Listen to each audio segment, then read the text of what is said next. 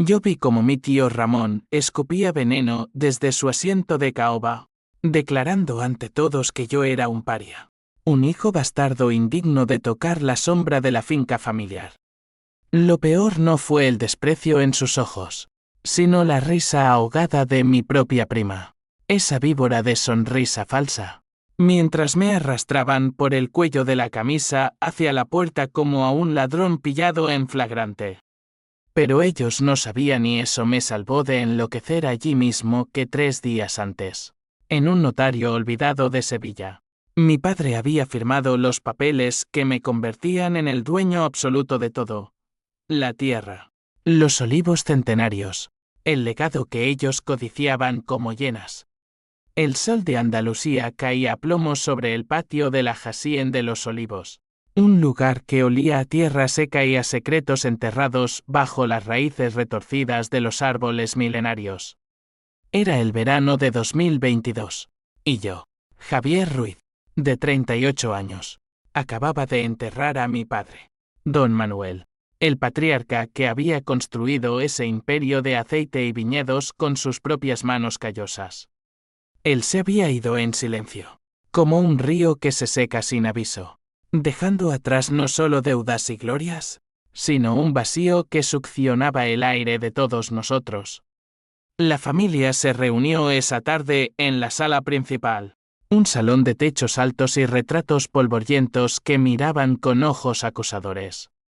Mi tío Ramón, el hermano menor de mi padre, presidía la mesa como un rey destronado, flanqueado por mi prima Elena, su hija, una abogada de Madrid con uñas pintadas de rojo sangre y un puñado de primos lejanos que venían más por el olor del dinero que por el duelo.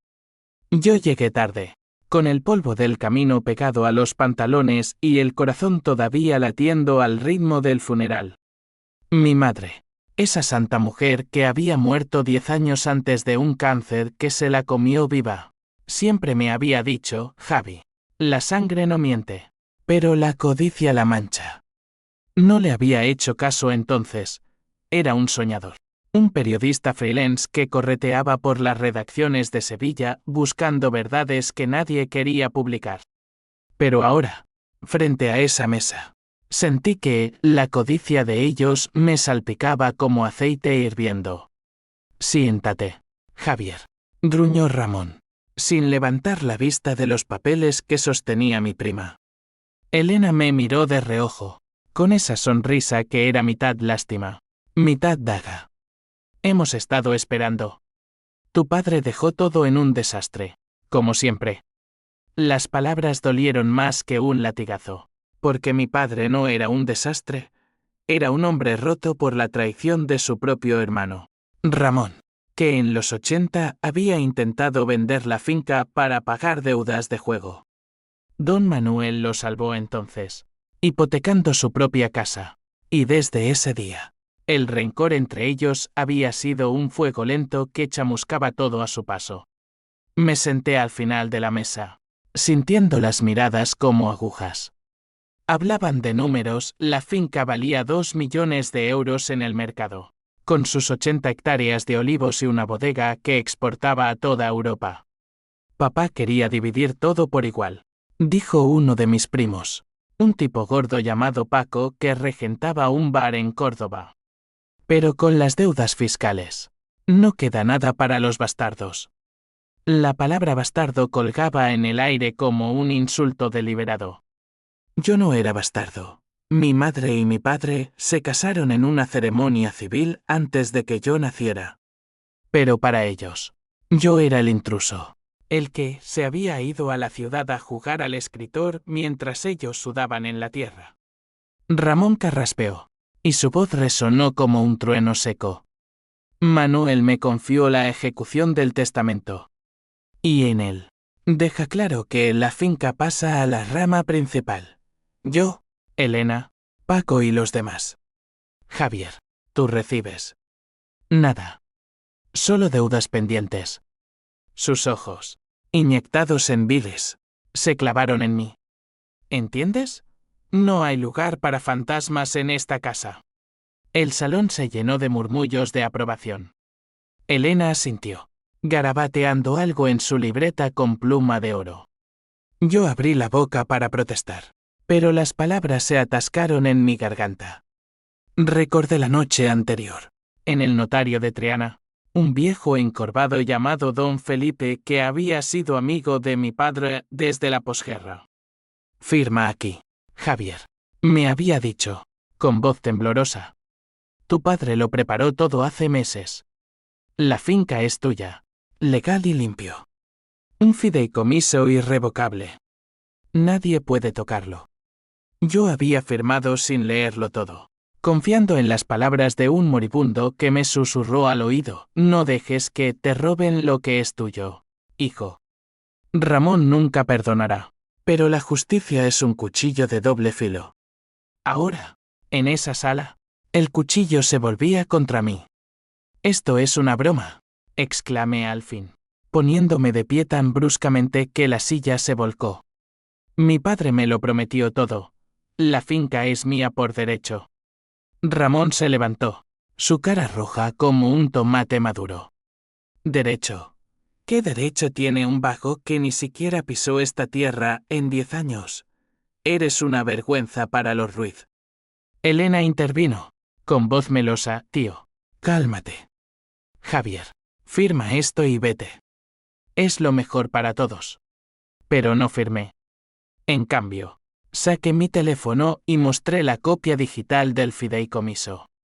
«Leedlo vosotros mismos». El silencio cayó como una losa. Ramón lo arrebató, sus manos temblando. Sus ojos se abrieron como pozos negros. «Esto es falso, un timo». Elena lo examinó, y por un segundo, vi el pánico en su rostro perfecto. «Papá, parece auténtico. Pero el testamento principal dice otra cosa». El caos estalló. Primos gritando, sillas empujadas. Ramón me señaló con un dedo acusador. «Seguridad, echad a este impostor fuera». 2 tipos fornidos, sobrinos lejanos que yo ni conocía, me agarraron de los brazos. Me resistí, pero eran más fuertes, y el empujón hacia la puerta fue bruto. Caí de rodillas en el umbral, el polvo del patio adhiriéndose a mi sudor. Desde el suelo, vi cómo cerraban la puerta, oyendo risas ahogadas y el tintineo de copas. Me habían echado como a un perro sarnoso, sin saber que la finca, su preciosa finca, ya era mía. Me levanté, escupiendo tierra, y el odio brotó en mí como un manantial envenenado. No era solo rabia, era una claridad fría, como el filo de una navaja bajo la luna. Corrí al coche, un viejo Seat destartalado, y arranqué hacia Sevilla, con el corazón latiendo al ritmo de una venganza que acababa de nacer. Ellos pensaban que el juego había terminado, pero yo acababa de mover la primera pieza en un tablero que los destrozaría a todos. Esa noche, en mi apartamento mugriento del barrio de Santa Cruz, desplegué los papeles sobre la mesa coja. El fideicomiso era impecable. Mi padre, en un acto de previsión que rayaba en la paranoia, había transferido la propiedad semanas antes de morir, citando razones de salud y confianza exclusiva en mi hijo Javier. Incluía cláusulas que impedían cualquier disputa familiar. Era una armadura legal forjada en el yunque de décadas de rencores.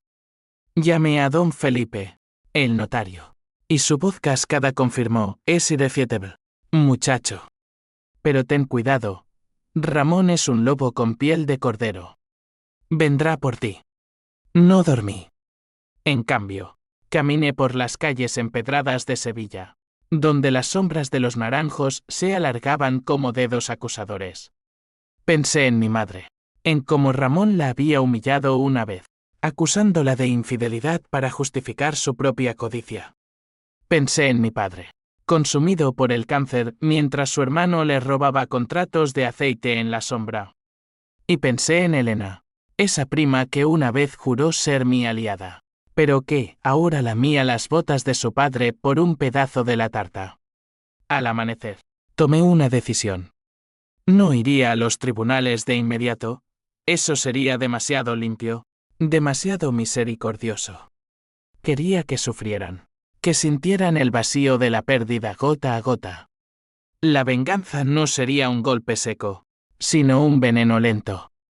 Empecé por lo pequeño, un email anónimo a la Asociación de Productores de Aceite, denunciando irregularidades en las exportaciones de Ramón. Nada grave, solo lo suficiente para que los inspectores olfatearan alrededor. Días después, el primer golpe llegó. Ramón me llamó. Furioso, maldito seas. Javier, ¿qué has hecho? Han congelado mis envíos. Fingí sorpresa, no sé de qué hablas. Tío. Solo cuido lo que es mío. Colgué. Y por primera vez en años. Reí. Era el comienzo. La finca era mía, pero el alma de ellos. Esa la iba a destripar pieza por pieza. Las semanas siguientes fueron un torbellino de sombras y maquinaciones. Me instalé en un hostal cutre en las afueras de Córdoba, cerca de la finca, para vigilar de cerca. No podía entrar aún legalmente, era mío, pero Ramón había cambiado las cerraduras y puesto guardias, pero desde la colina opuesta, con unos prismáticos baratos comprados en un mercadillo. Veía cómo la vida bullía en los olivos como si nada hubiera cambiado. Camiones descargando fertilizantes, jornaleros inclinados sobre los olivos, y Ramón pavoneándose en su Land Rover, gritando órdenes como un capataz de opereta. Elena iba y venía en su Audi reluciente, papeles bajo el brazo, negociando con bancos que no sabían que el suelo bajo sus pies se estaba hundiendo.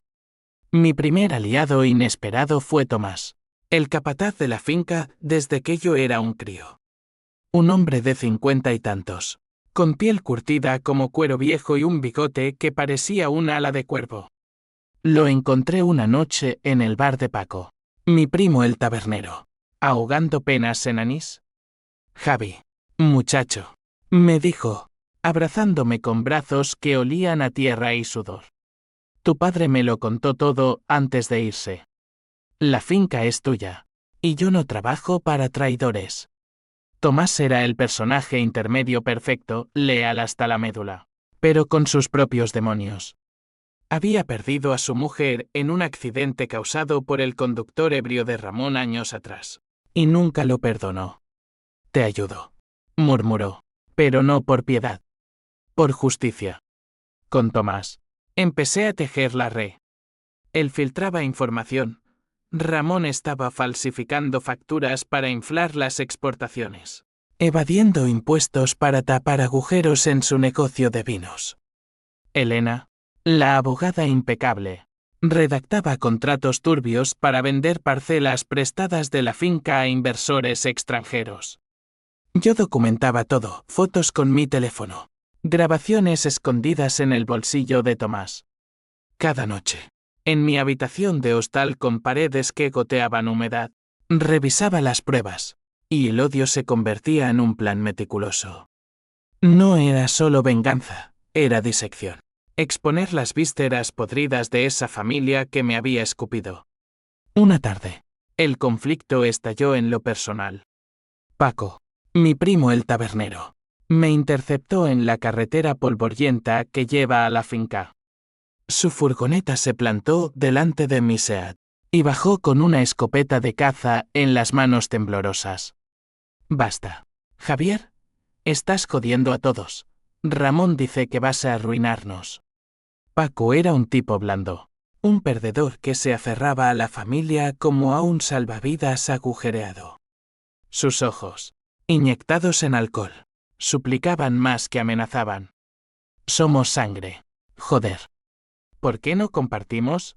La finca es grande para todos. Me bajé del coche, con el corazón martilleando. El sol quemaba, y el aire olía a romero seco. Sangre, dices. Como cuando me llamaste bastardo delante de todos, como cuando reíste mientras me echaban.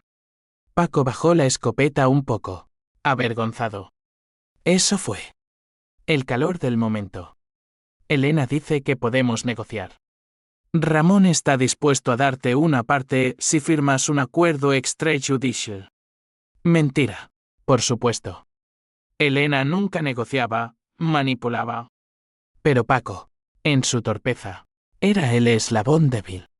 Hablé con él durante horas, en el arcén, con el tráfico zumbando a lo lejos. Le conté de mi madre, cómo Ramón la había difamado para quedarse con la herencia de la abuela. Le hablé de mi padre, consumido por el resentimiento. Paco lloró, él muy idiota, y al final me dio una pista. Elena tiene un amante en Sevilla, un banquero. Usa la finca como garantía para sus deudas privadas. Era oro. Dejé a Paco con una palmada en el hombro, prometiéndole que pensaría en ello. Pero en mi mente, ya lo había marcado, todos pagarían, incluso los blandos como él. El dinero era el primer frente de batalla. Con las pruebas de Tomás, contacté a un inspector de Hacienda en Córdoba, un tipo llamado Morales que odiaba a los terratenientes por principio. Señor Ruiz, esto es dinamita, me dijo en una cafetería discreta, sorbiendo un café solo. ¿Pero por qué no va directo al juzgado? Le sonreí, con frialdad. Porque quiero verlo retorcerse primero. Morales accedió, a cambio de una donación anónima a su fondo contra la corrupción. Una semana después, Ramón recibió una auditoría sorpresa.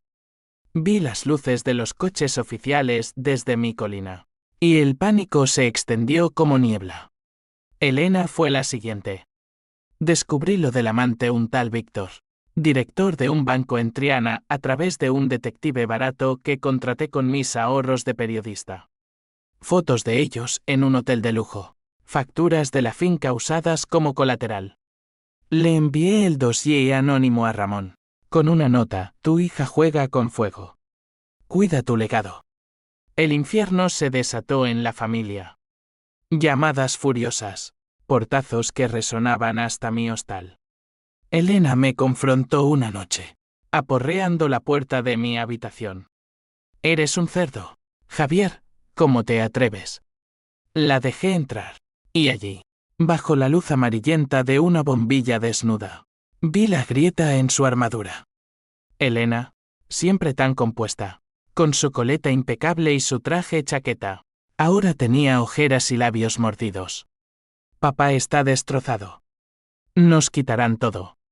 Intentó seducirme con palabras. No con el cuerpo, era demasiado lista para eso. Podemos aliarnos. Tú y yo, contra él. La finca para nosotros. Su voz era miel envenenada, evocando recuerdos de infancia, cuando jugábamos entre los olivos y jurábamos lealtad eterna. Me reí, un sonido amargo que la hizo retroceder. Aliarnos. Como cuando me traicionaste en la reunión. Riendo mientras me humillaban. Le mostré las fotos del hotel, y su rostro se descompuso. Esto no es por amor, Elena. Es por control. Y yo lo tengo todo. Ella salió llorando, y en ese momento, sentí el primer pinchazo de duda. ¿Era ella la víbora? ¿O solo una marioneta de Ramón? El odio me impulsaba.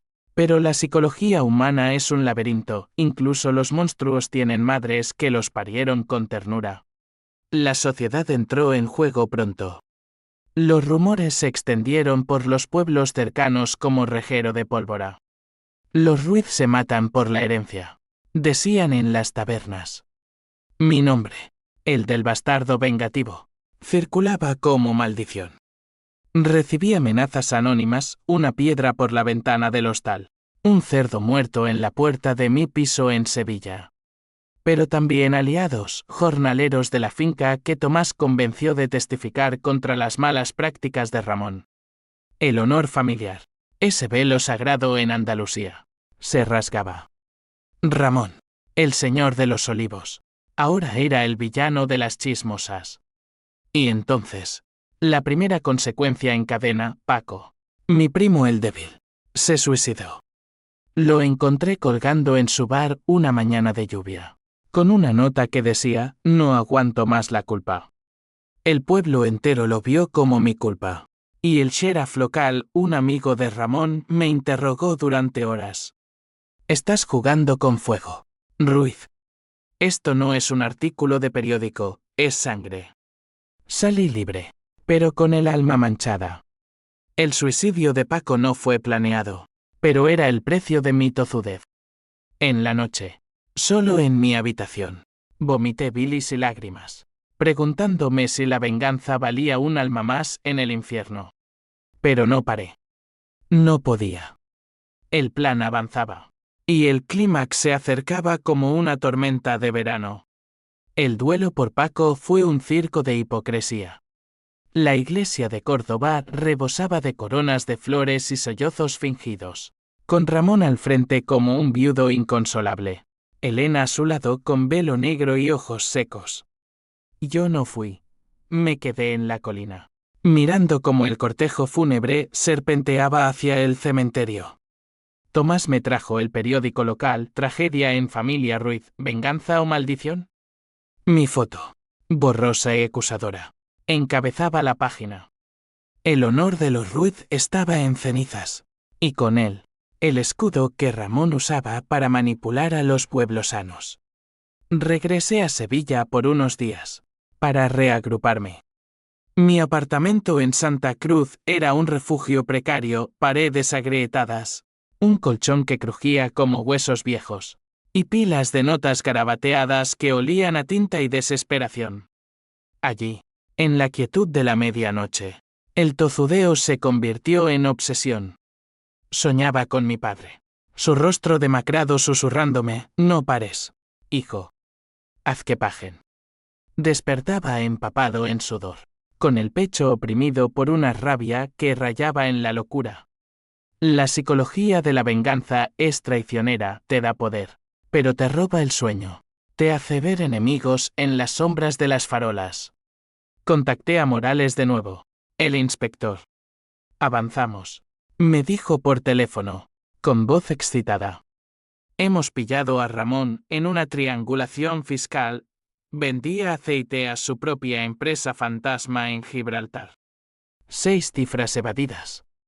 Le pedí detalles, y me los dio, fechas, cuentas bancarias, testigos. Incluía a Elena, que había firmado como asesora legal. La chica es lista, pero codiciosa, añadió Morales. Quiere salirse, pero su padre la tiene atada. Ese era el conflicto central ahora, no solo dinero, sino lealtades rotas. Elena, la ambiciosa, atrapada entre el padre tirano y su propia supervivencia. Decidí presionar a Elena directamente. La cité en un café discreto en el Alcázar, un lugar de turistas y amantes donde las voces se perdían en el bullicio. Llegó puntual, con gafas de sol que ocultaban moretones obra de Ramón. Supuse, en uno de sus arrebatos. Habla claro, Javier, dijo, quitándose las gafas. Sus ojos, rojos de insomnio, eran un mapa de grietas. Papá está paranoico. Cree que lo envenenas tú. Sonreí, sorbiendo un café amargo. No envenenó, Elena. Reveló. Y tú estás tan sucia como él. Le deslicé una carpeta con las firmas falsificadas. Ella la abrió, y su rostro palideció como cera. Esto destruiría mi carrera. Era el momento, la vulnerabilidad expuesta, como un nervio al aire. Únete a mí, le dije. Testifica contra Ramón, y te protejo. La finca es mía, pero hay suficiente para ti si cooperas. Dudó, mordiéndose el labio. Vi el torbellino en su mente, lealtad filial contra ambición personal. Él es mi padre, murmuró. Pero tú eras mi primo. ¿Por qué tanto odio? Le conté todo entonces, sin filtros. La noche en que Ramón sedujo a mi madre para chantajear a mi padre. Las cartas anónimas que la llevaron al borde del suicidio. No es odio, Elena. Es equilibrio. Ella lloró, silenciosamente, y al final susurró, necesito tiempo. Salió, y yo me quedé con la carpeta vacía, preguntándome si había plantado una semilla o solo cavado mi propia tumba. El dinero apretaba más. Ramón, acorralado por la auditoría, empezó a vender activos en secreto, maquinaria de la finca, incluso un viñedo adjunto. Tomás me alertó, viene gente de Madrid, trajeados. Quieren parcelar los olivos en urbanizaciones de lujo. El pánico me invadió. Legalmente, era mío, pero si vendía antes del juicio, todo se complicaría. Corrí al notario don Felipe, que ahora estaba en una silla de ruedas, su salud deteriorándose como un olivo enfermo. Demanda ya, Javier, jadeo. O perderás el control fáctico. Presenté la demanda esa misma semana, reclamación de propiedad, con solicitud de embargo preventivo. El juzgado de Córdoba lo aceptó, y al día siguiente, los alguaciles llegaron a la finca. Vi la escena desde mi escondite, Ramón bramando como un toro, Elena intentando mediar con papeles en mano, jornaleros murmurando. Embargaron las cuentas, congelaron ventas. Ramón me juró venganza por teléfono, te mataré por esto, bastardo. Te enterraré en tus propios olivos. La ley era mi aliada, pero el conflicto social escalaba. Los medios locals olfatearon sangre, guerra por la herencia Ruiz, ¿quién se queda con el oro verde de Andalucía? Entrevisté a jornaleros anónimos, publicando artículos en un blog freelance que se viralizó en redes. Los ricos se comen a los suyos, titulaba uno. Ramón contraatacó con abogados caros, demandándome por difamación. Pero el daño estaba hecho, inversores huían, vecinos se volvían en contra. Entonces, el primer gran revés. Tomás desapareció. Su casita en las afueras estaba vacía, con una nota, lo siento, Javi. No puedo más. Ramón lo había amenazado. Lo supe después, elige la finca o tu familia. Tomás tenía una hija en paro, y el miedo ganó. Me quedé solo, traicionado de nuevo. La desesperación me golpeó como un puñetazo, noches en vela, botellas de vino barato que no calmaban el vacío. ¿Valió la pena? Me preguntaba en el espejo, viendo un rostro demacrado que no reconocía. El H símbolo 1E de 1 y H símbolo 1E asomaba, sutil como niebla, pero lo aplasté. No pares, me repetía. Por papá. Elena reapareció entonces, en mi apartamento, a las 3 de la mañana. Llovía a cántaros fuera, y ella estaba empapada, sin maquillar, vulnerable. He hablado con un juez amigo, dijo, temblando. Puedo ayudarte a acelerar el embargo, pero a cambio, protégeme de él. Era la alianza que necesitaba, pero olía a trampa. La dejé entrar, y entre sollozos, confesó, Ramón planeaba incendiar parte de la finca para cobrar el seguro y culparme a mí. Es loco, Javier. Pierde el control. La abracé, por primera vez en años, y sentí el calor de la sangre compartida. Pero en mi mente, el cálculo no paraba, aliada o cebo, la psicología de la traición es un baile mortal. Confías. Y mueres. Esa noche, planeamos juntos, ella filtraría pruebas al fiscal. Yo publicaría el escándalo del amante y las deudas. El clímax se avecinaba, y con él, el olor a sangre. La alianza con Elena era un pacto con el diablo, forjado en lágrimas y mentiras. Al amanecer, después de esa noche de confidencias, la vi irse en un taxi, su silueta recortada contra el alba rosada de Sevilla. Yo me quedé con el sabor amargo de la traición en la boca, preguntándome si acababa de salvarme o condenarme. Ella era la clave, abogada de Ramón, pero con grietas en su fachada de hierro. Su confesión sobre el plan del incendio no era solo un regalo, era una bomba de relojería. Hazlo rápido, me había dicho, besándome la mejilla como una hermana perdida. Antes de que él me mate. Regresé a Córdoba con renovado vigor, instalándome en una pensión cerca del juzgado. El embargo había paralizado la finca, olivos sin podar, Maquinaria oxidándose bajo la lluvia otoñal. Jornaleros despidos que maldecían el nombre Ruiz. Ramón se atrincheraba en la casa principal. Un bastión de piedra con persianas cerradas. Rodeado de matones pagados. Yo, el fantasma, merodeaba los márgenes, recolectando testimonios como un cuervo picoteando carroña.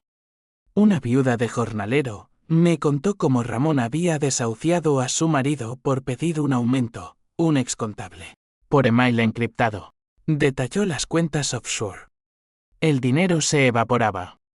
Mis ahorros de periodista, escasos como arena en el desierto, se iban en detectives y copas para soltar lenguas.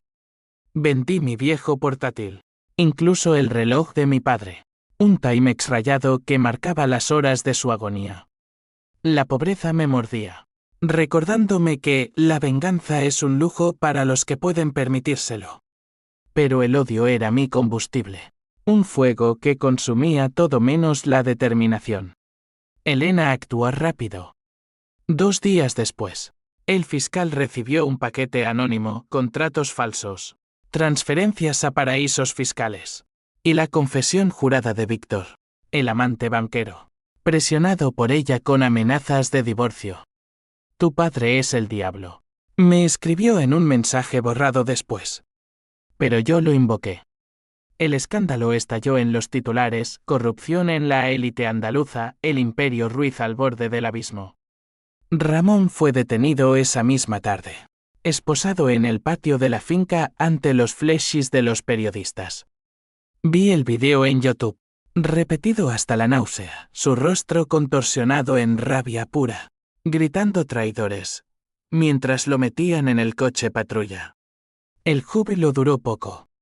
Esa noche, me secuestraron. 2 tipos con pasamontañas me esperaban en el callejón detrás de la pensión. Un trapo con cloroformo sobre la boca. Desperté en un cobertizo abandonado, atado a una silla, con la boca amordazada por cinta adhesiva.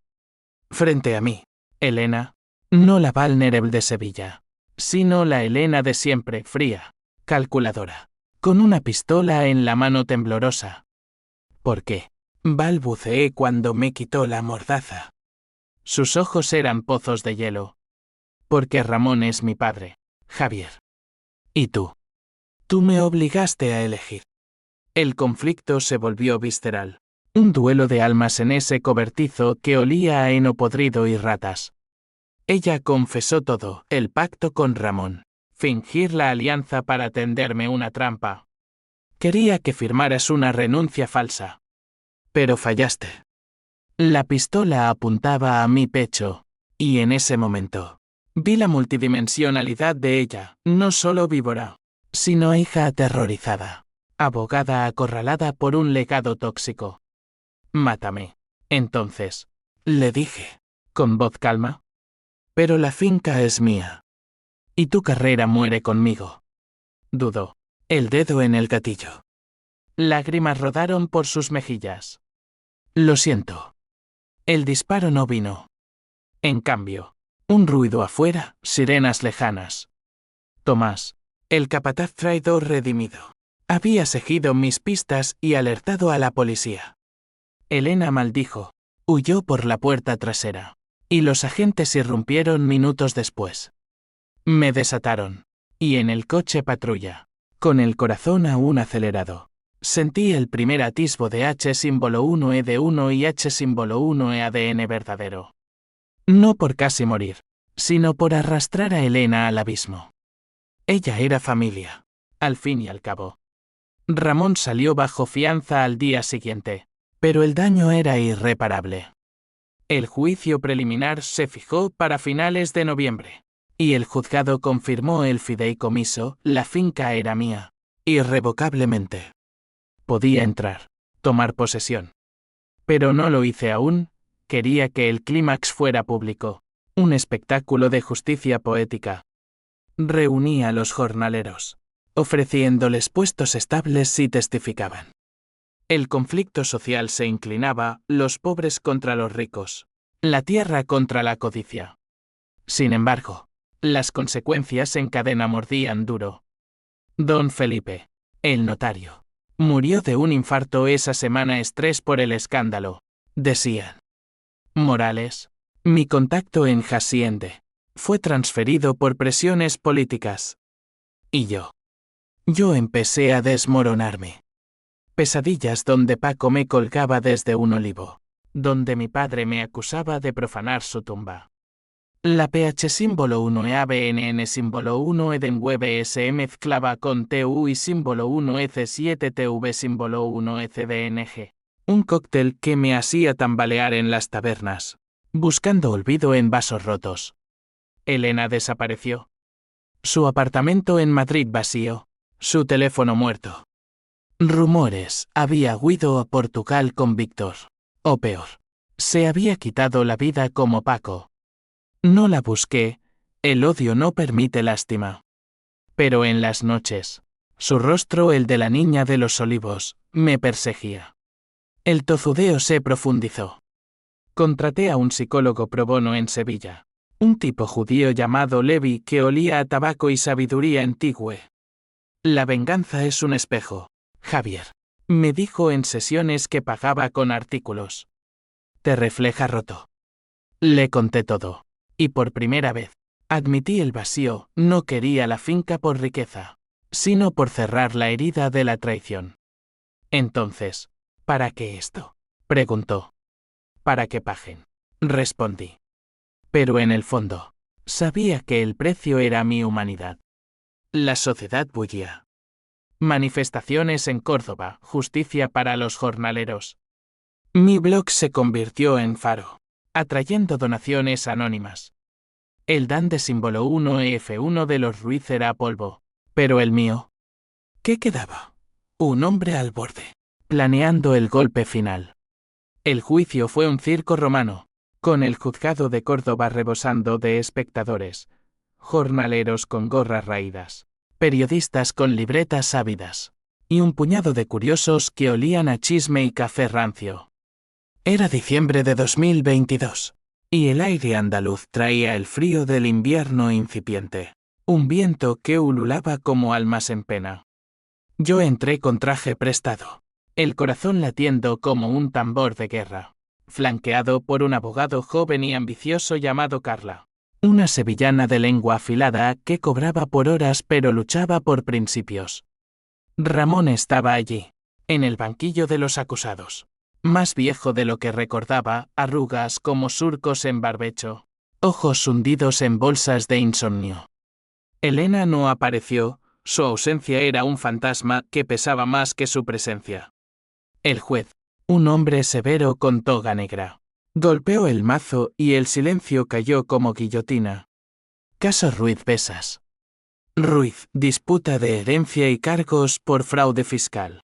El fiscal abrió, desgranando las pruebas como perlas de un collar roto, facturas falsificadas, evasión de cientos de miles, el plan del incendio abortado gracias a la testigo anónima Elena. Por supuesto. Ramón negó todo. Su voz un graznido. ¿Conspiración? Mi sobrino me tendió una trampa por codicia. Pero las pruebas eran montañas, y su defensa se desmoronaba como arena. Llegó mi turno. Subí al estrado, jurando sobre la Biblia con mano firme, aunque mi fe en Dios era tan muerta como mi fe en la familia. Conté la historia desde el principio, la reunión de herencia, el empujón bruto, el fideicomiso secreto. No busco venganza, señoría. Mentí, con voz que no temblaba. Busco justicia. Mostré los documentos. El sello notarial de Don Felipe, brillando bajo las luces fluorescentes. Carla presentó testigos, Tomás, con su bigote tembloroso, relatando años de abusos.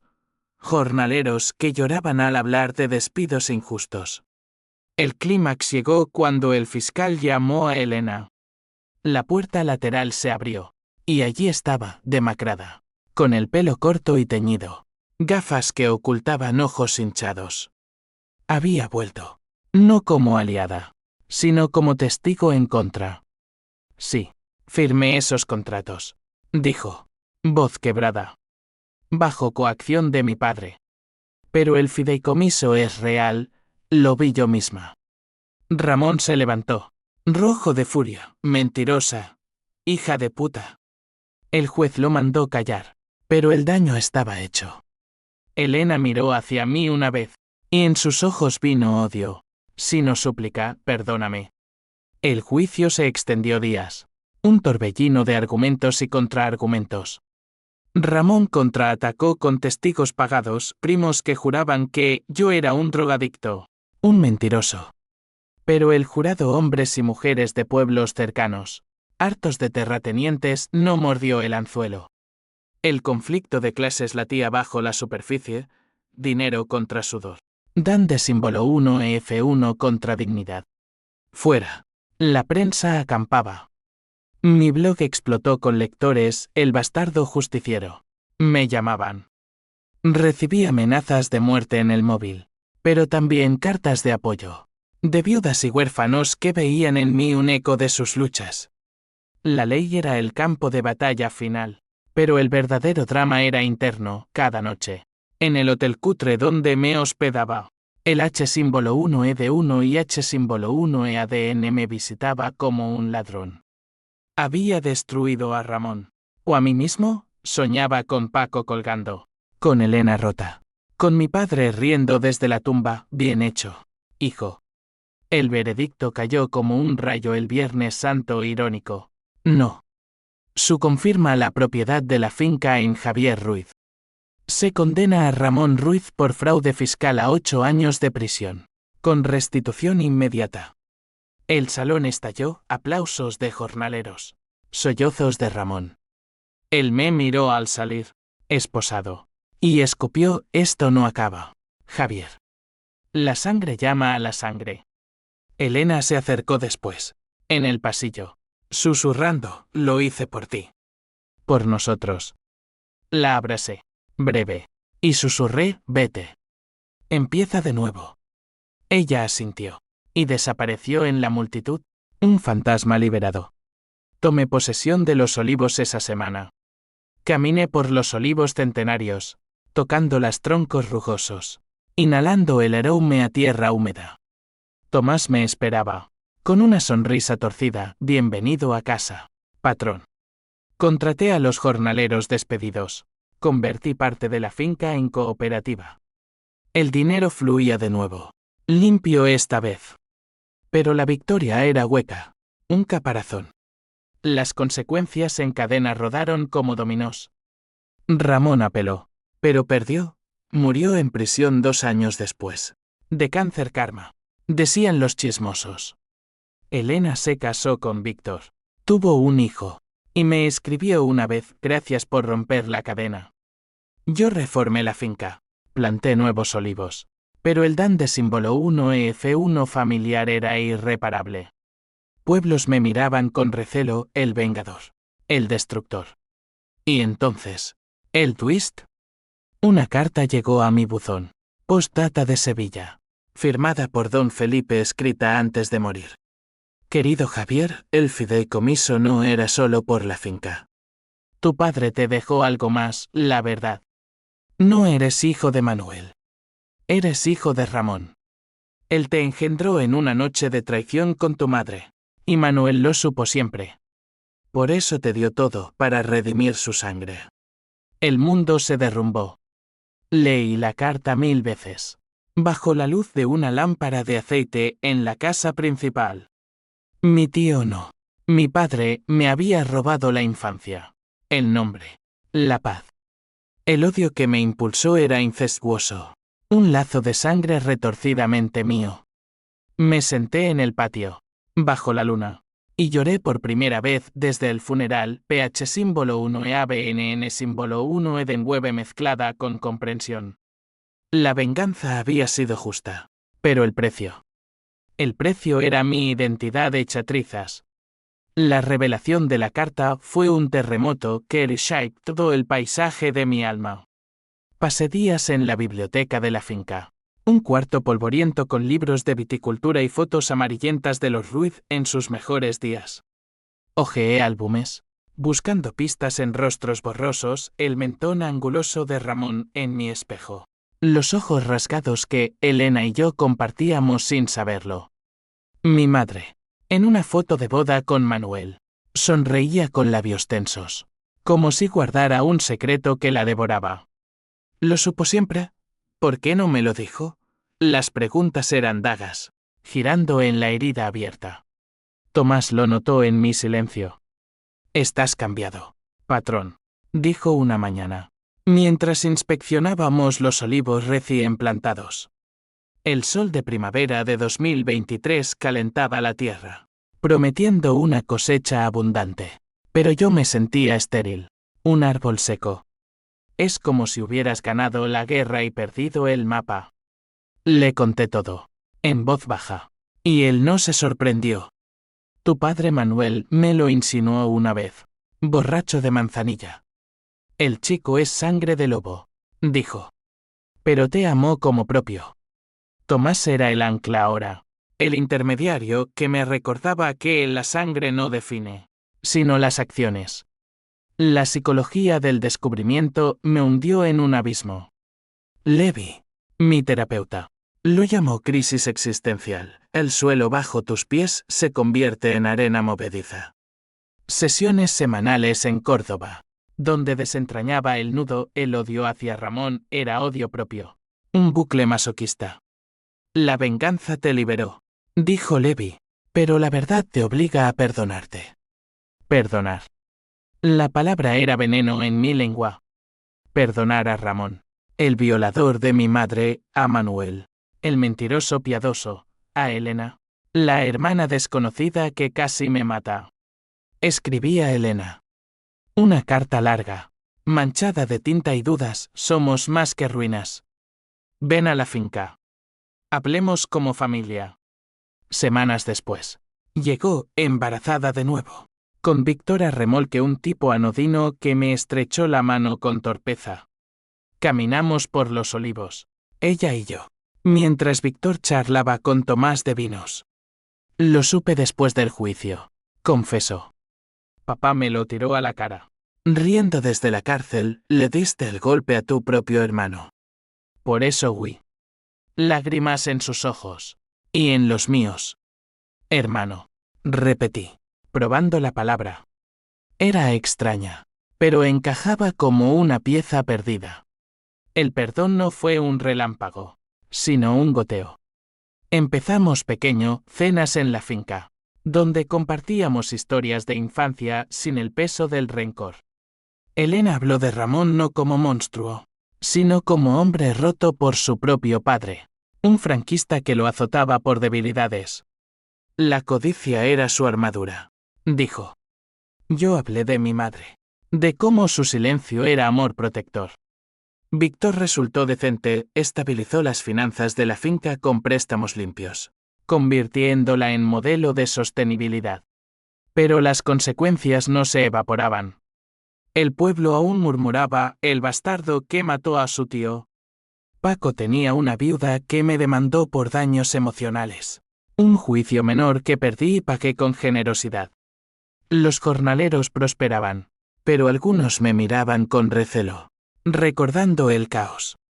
Y yo escribí el libro. Sangre de olivos, una herencia de traiciones. Lo titulé. Vendió Miles. No por estilo, mi prosa era cruda, sin adornos, sino por la verdad cálea, la psicología de la familia como campo minado, la venganza como espejo deformante. El clímax de esta nueva fase llegó en el aniversario de la muerte de Manuel. Reuní a todos jornaleros, Elena, Tomás, incluso la viuda de Paco, en el patio bajo las estrellas. Brindamos con aceite nuevo, dorado como sol líquido. Hablé, voz ronca, esta finca no es mía. Es nuestra.